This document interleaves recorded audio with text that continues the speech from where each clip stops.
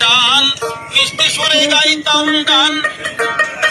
গলার আওয়াজ আমার কত দূরে যাইতো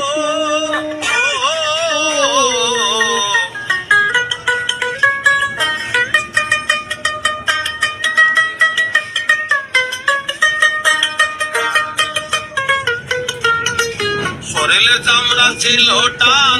মিষ্টি সুরে গাইতাম গান গলার আওয়াজ আমার কত দূরে যাইতো পাইকা গেল মাথার চুল কথা বলতে পরে বল পাইকা গেল মাথার চুল কথা বলতে পরে ভুল